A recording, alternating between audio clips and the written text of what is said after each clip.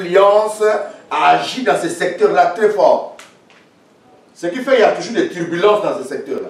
Il y a toujours des turbulences. Est-ce que vous comprenez un peu? Vous allez voir que c'est Irak qui est l'ancien Babylone. Oh, oui. Vous voyez, non? C'est l'ancien Babylone. Oui, c'est ça. Or, Babylone fut la première grande empire universel. Vous voyez, donc c'est un secteur où il y a toujours des turbulences démoniaques. Oh, oui.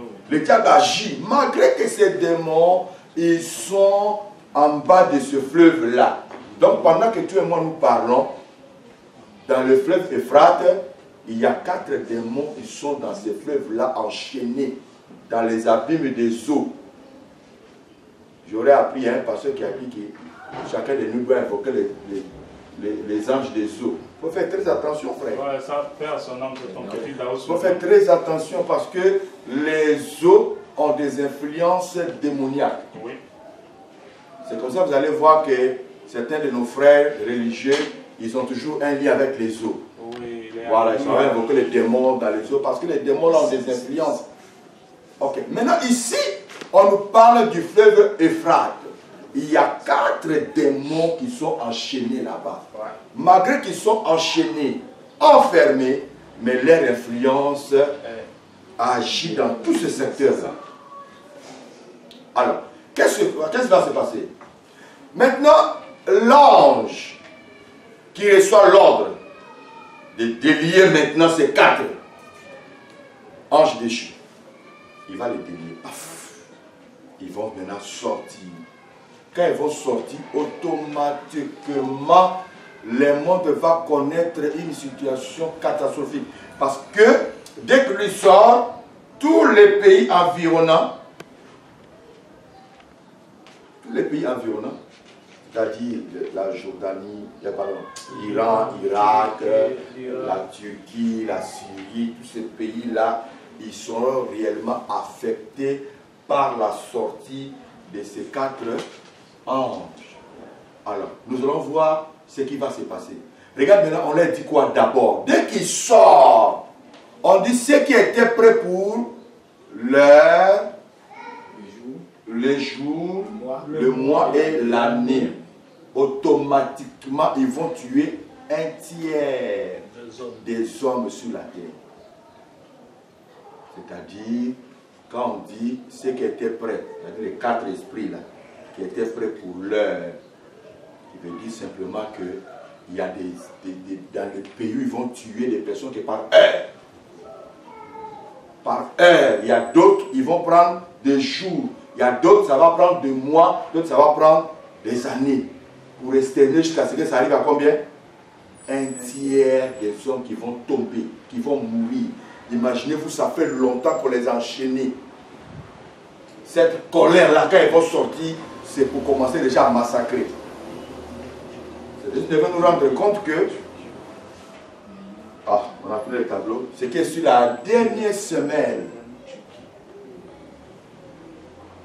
de 70 semaines de Daniel, la deuxième moitié d'une semaine, qui est le 3 ans et demi, ça ne serait pas bon pour la terre. Parce que la terre va commencer à vivre des choses qu'ils n'ont jamais vues, qu'ils n'ont jamais vécues. Et ces démons-là ne feront pas pitié. Ce n'est pas hélicoptère ni machine. C'est les démons qui étaient enfermés qui sortent. Leur objectif, c'est de tuer les humains. Et c'est tous ceux qui ont reçu la marque de la bête. Ils vont les exterminer. Il y aura un tiers des hommes qui vont tomber. Lis le verset. On reprend le verset là. Je crois le verset 14. Non, verset 15.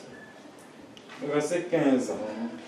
Et les 4 anges qui étaient prêts pour l'heure, le jour, le mois et l'année, furent déliés afin qu'ils tuassent le tiers des hommes. Afin qu'ils tuassent le tiers des hommes. On continue. Verset 16. Verset 16. Écoutez bien le verset 16. Le nombre des cavaliers. Où est la clé là? Ah d'accord. Le nombre des cavaliers de l'armée était de 12 milliards de milliards. Ah, donc je vous disais que la 6e trompette... 2 milliards de milliards. La 6e trompette nous définit les lieux de la guerre. Et voir même le nombre de soldats qui vont se jeter dans la guerre d'Armageddon. Suivez-moi maintenant attentivement. On dit, le nombre de cavaliers de l'armée était d'abord de 2 milliards.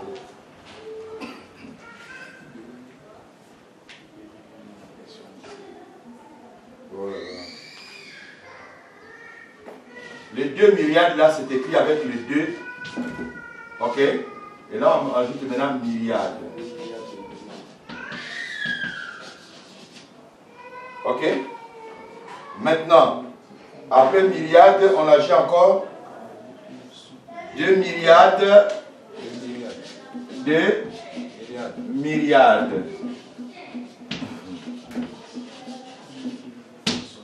Ça aussi, c'est des termes prophétiques, hein, mais on peut calculer parce que c'est un lien avec la mathématique.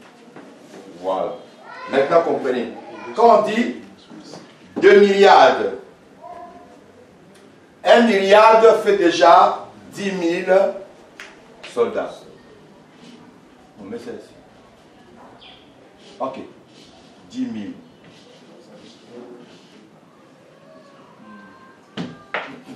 Un milliard fait 10 000 soldats. Maintenant, quand on dit 2 milliards, ça fait 20 000. Ça dit fois 2, ça fait 20 000. Ici, nous sommes en train de voir les nombres de soldats qui vont se... Ici, déjà, à partir d'ici, dès qu'on libère les 4 anges déchus qui sont dans les frates, dis-toi déjà que la guerre de Armageddon commence à se préparer. C'est pour commencer à préparer maintenant la 3e guerre mondiale. Voilà pourquoi je disais que ce que nous vivons là, ce n'est pas la 3e guerre mondiale. C'est la guerre des grandes puissances. Voilà. La 3e guerre mondiale commence maintenant à se préparer à partir d'ici. Et là, les armées du monde qui vont se rassembler. Donc, quand on dit 2 milliards, ça fait déjà 20 000. Ok? Maintenant, pour comprendre les 2 milliards de milliards, il faut le multiplier. C'est-à-dire multiplier 10 000 fois 20 000. Qui fait 200 millions. 200 millions. Voilà ici la prophétie donne le nombre exact des soldats qui vont venir combattre le Christ Jésus. Nous avons d'abord 200 millions. Non seulement ils vont combattre le Christ Jésus, ils vont se mettre, c'est-à-dire le nombre de soldats exacts qui vont déclencher ce qu'on appelle la 3e guerre mondiale. Mais leur premier objectif, c'est d'attaquer le peuple israélien. Ici, déjà, ces soldats-là, ils vont commencer à être réunis. Pourquoi? Ils pressentent déjà que leur temps est fini. Le temps des nations est fini. Ils sont déjà à la fin. C'est ainsi que tu peux être impuissant dans ce monde si tu n'es pas dans l'occultisme. Vous voyez ce qui se passe aujourd'hui, ils ont déjà parlé. Hein? Coronavirus, là, ils ont déjà annoncé ça en avance. Nous, les autres, on commence à être restrictés, mais ils savaient que ça allait se passer. Donc, quand tu as la présence de Dieu, tu vas sentir la présence. Ok? Je sens la présence de Dieu, je sens la présence de Dieu. Et qui sont dans le monde éternel, ils sentent la présence qu'il y a quelque chose qui va se passer. C'est-à-dire, à partir d'ici, nous avons déjà la révélation. Les mages qui arrivent chez Hérode. Et nous sommes venus adorer le petit enfant qui vient de naître. Bien bon, l'enfant est né. C'est où? À Bethléem. Allez-y l'adorer, revenez me donner la confirmation, ou bien l'information. Pour que moi aussi j'aille l'adorer. Il est resté jusqu'à, il ne voit pas la suite, les gens lui disent non, c'est que les gens les ont fui. Allons-y, attaquez l'enfant. C'est ce qui se prépare là déjà. On se comprend?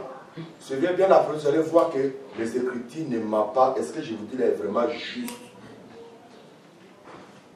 Il ne faut pas croire à quelqu'un qui va te dire que le 7e soir c'est déjà ouvert.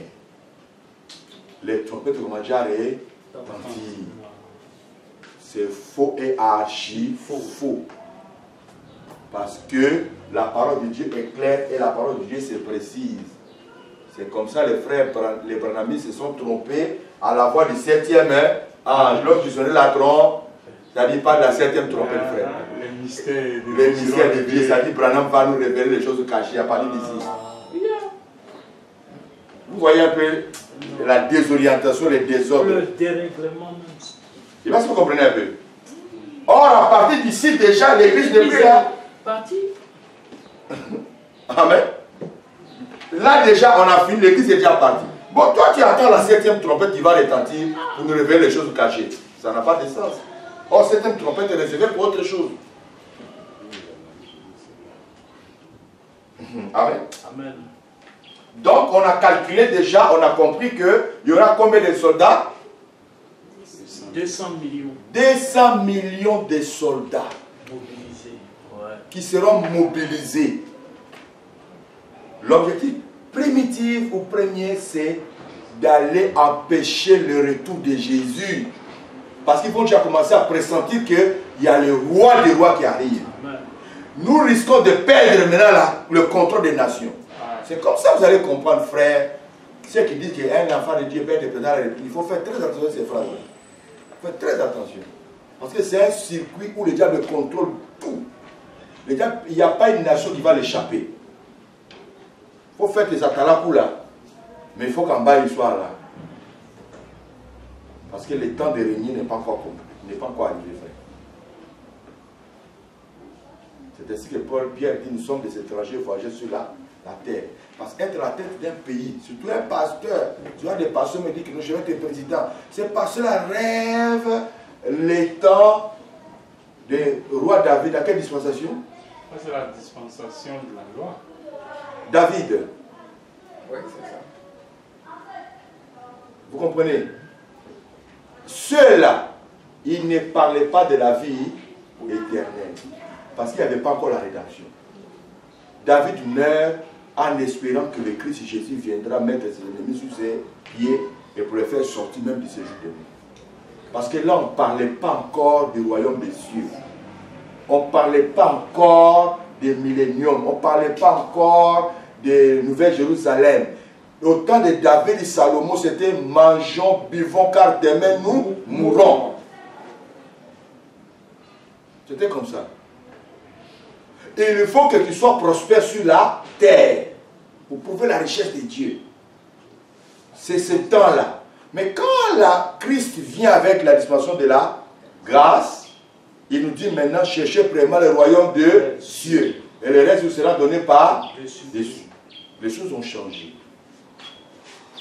Je dis ça juste pour vous dire réellement que à partir d'ici, l'église n'est plus là. Les trompettes qui sont ici, c'est les trompettes de jugement. Même ici, il faut faire très attention. Là, nous allons en parler un peu parce que lui casse beaucoup de mystères. Si le Seigneur nous fait grâce, les samedis passés, nous allons dévoiler ici comment les choses vont se passer, comment le Christ sera investi dans le ciel, comment il va descendre, tous ces événements-là ici. Ok.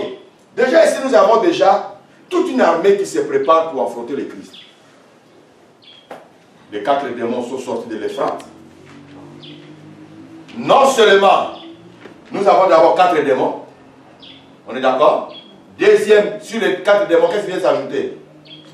Les 200 millions de soldats. Ce n'est pas fini. Maintenant, pour comprendre bien l'éclairage de la fête de l'Euphrate, il faut aller maintenant dans le fléau. Est-ce que vous comprenez? Il faut aller maintenant dans le fléau pour comprendre maintenant la suite des chapitres 9, 13 à 21. C'est-à-dire ce qui va se passer à l'Euphrate et pourquoi les 200 millions de soldats. Donc nous allons rapidement dans le chapitre 16, verset 12. Donc à vous la lecture.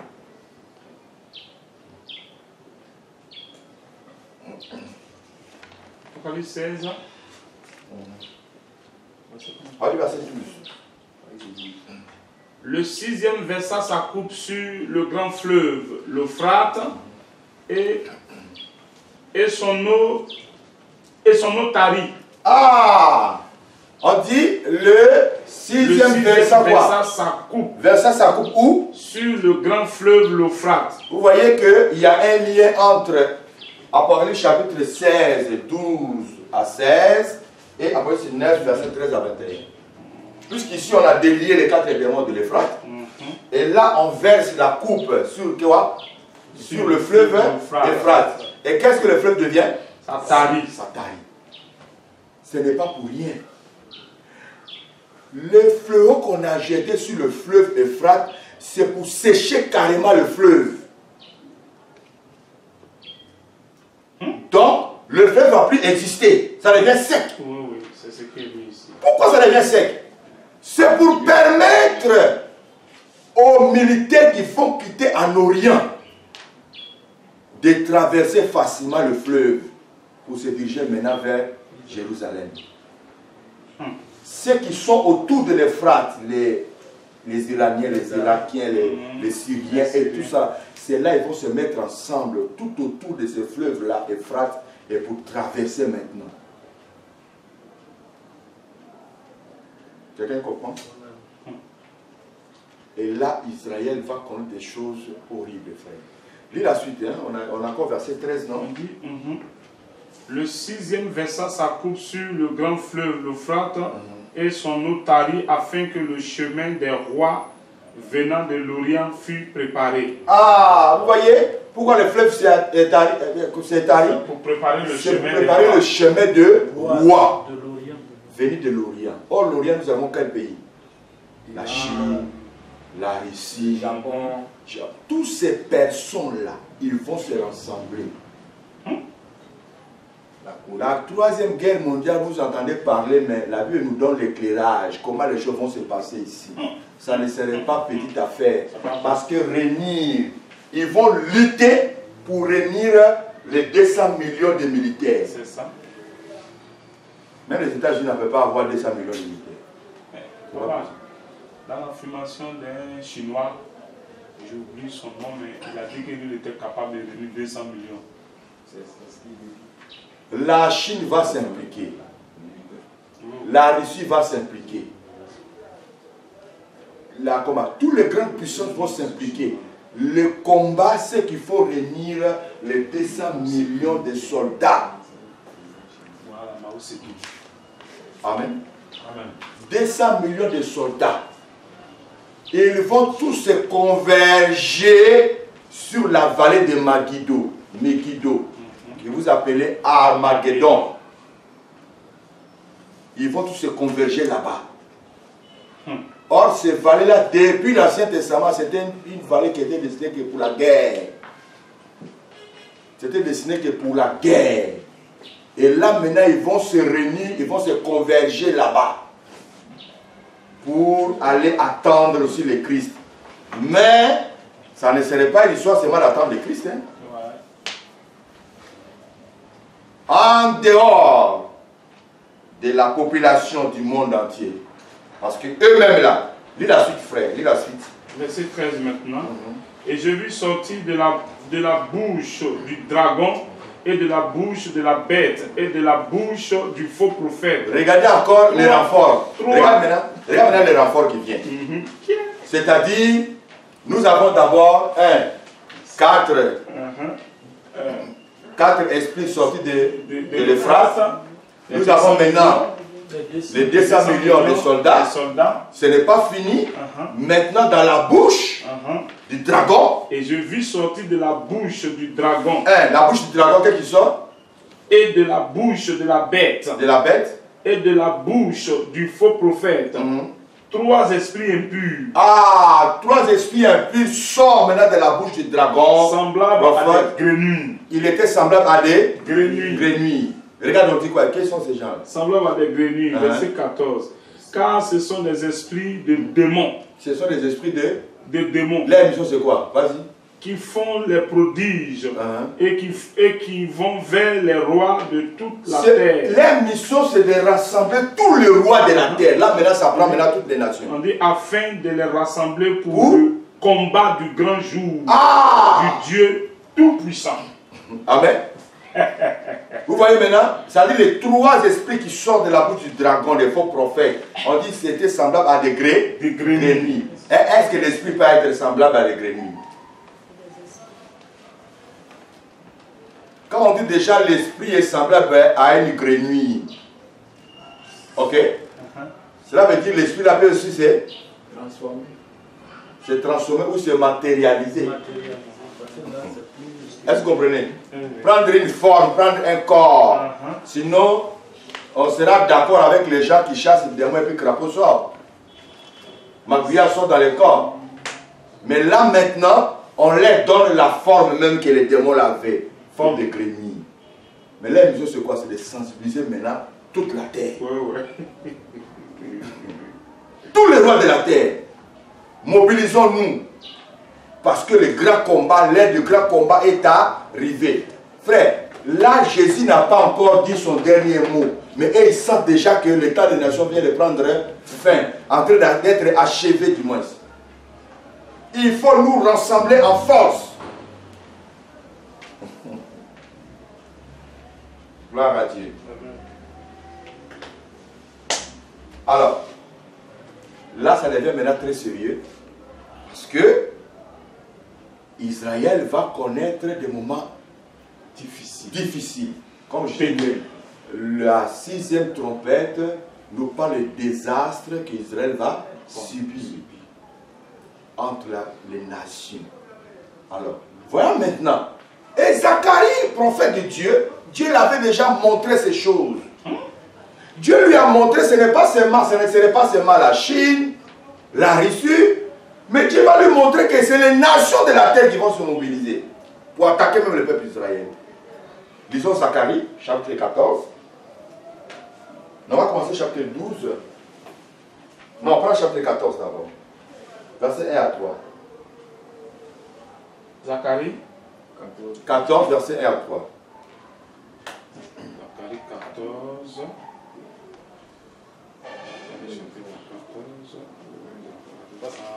Oui, voici. Le jour de l'Éternel arrive. Voici le jour de l'Éternel. Quand on parle du jour de l'Éternel, c'est le jour d'Armageddon, où Christ viendra mettre fin au règne des nations, pour installer lui son trône. Et là maintenant on dit, voici le jour de l'Éternel arrive.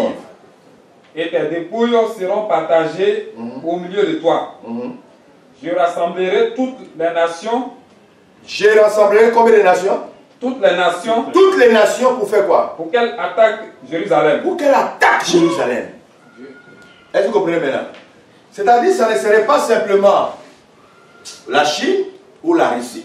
Maintenant, on nous dit toutes les nations.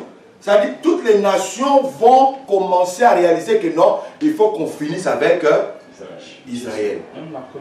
Pourquoi? Parce que quand Jésus était encore sur la terre lors de sa première venue, les disciples ont posé la question à Jésus, quand est-ce que tu établiras ton règne sur la terre? Il les a répondu comment? Ce n'était pas à vous de connaître le temps où le moment le Père a fixé. Parce que Christ viendra s'asseoir sur le trône de David. Amen. Donc le trône de David, ça ne serait pas à Yamoussoukro.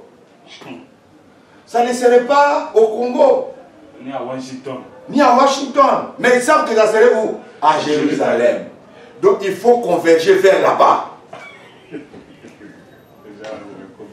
On se comprend. Il faut converger vers là-bas. Or, en allant là-bas, la Bible dit que j'ordonne à toutes les nations de la terre. Vous voyez pourquoi Israël est resté incrédule. C'est comme ça, frère. Ceux qui sont déjà dans la cabale juive là, et ils vont rester.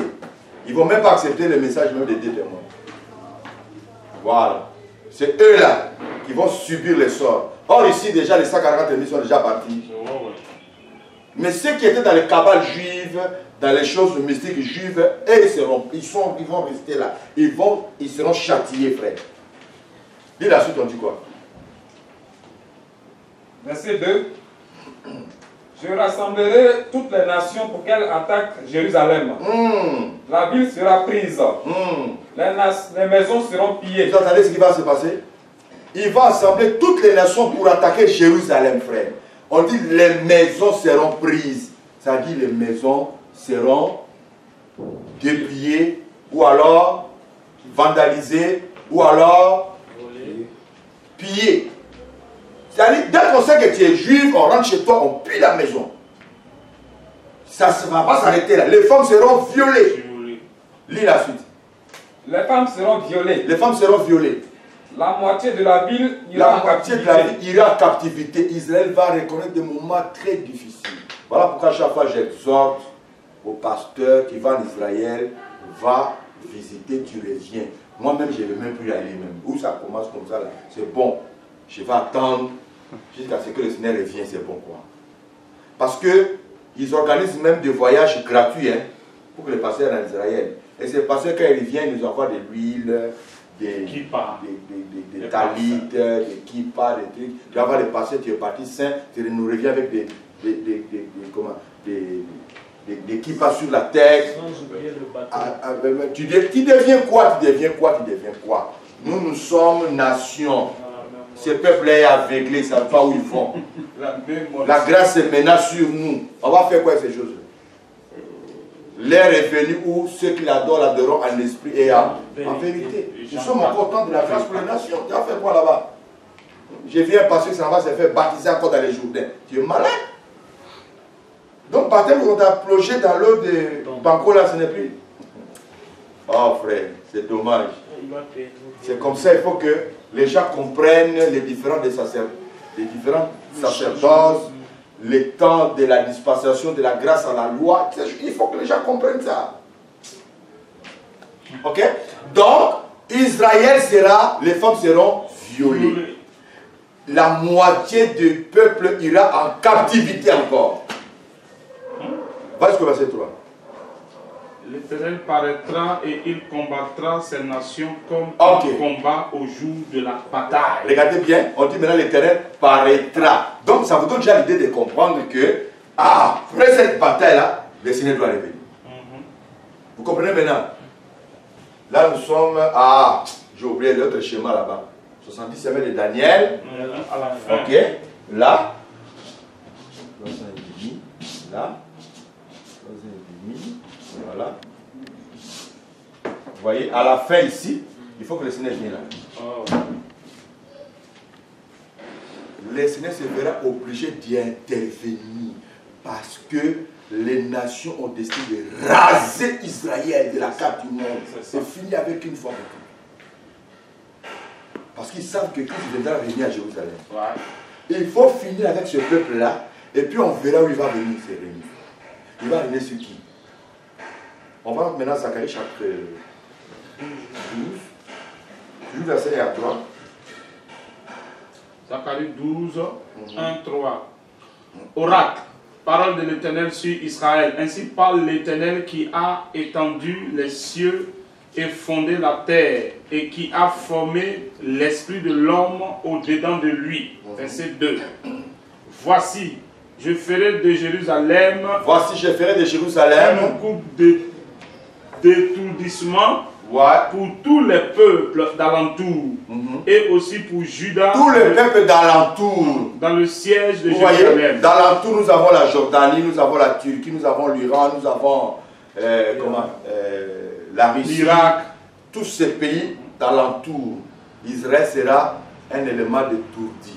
On continue. Verset 3. En ce jour-là, je ferai de Jérusalem une pierre pesante pour tous les peuples.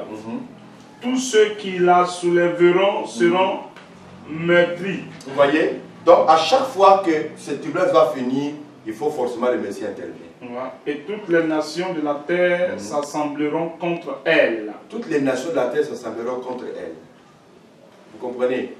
Donc, déjà, à partir de là, nous allons comprendre que Apocalypse chapitre 16, le verset 14.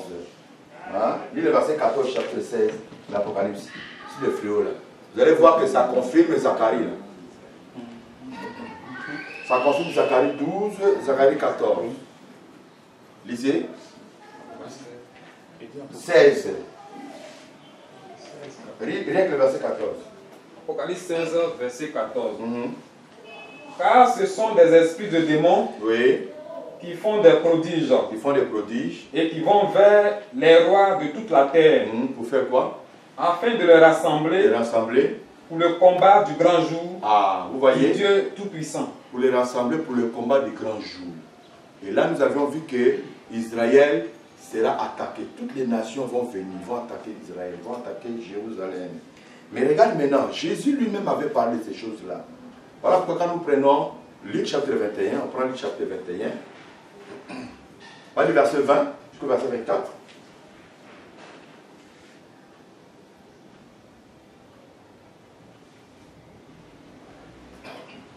Voilà, nous commençons déjà à chuter. Luc 21, à partir du verset 20. Lorsque vous verrez Jérusalem, écoutez maintenant ce que Jésus dit. Lorsque vous verrez Jérusalem investi par des armées. Par des armées. Nous avons vu le nombre des armées. Combien? 200 millions. Il dit lorsque vous verrez Jérusalem investi. C'est ça, non? Par des armées. Les armées. Sachez alors. Sachez alors. Jésus parle à son peuple israélien. Sachez alors. Que sa désolation est proche. Sa désolation est proche. La désolation de quoi? De qui? D'Israël. D'Israël est proche. Est-ce que vous comprenez? Donc, on ne peut pas dire ce qui se passe aujourd'hui, coronavirus, c'est la troisième guerre mondiale. Non. Ça n'a rien à voir avec la troisième guerre mondiale, ça se prépare. Ça sont des essais. On essaie les armes biologiques et autres. Parce qu'ils vont utiliser ça la troisième guerre mondiale. Mais là, il dit déjà, Israël les avertit. Lorsque vous voyez les armées investies Jérusalem, on dit. Sachez alors que sa désolation est proche. Oui, vas-y. Verset 21.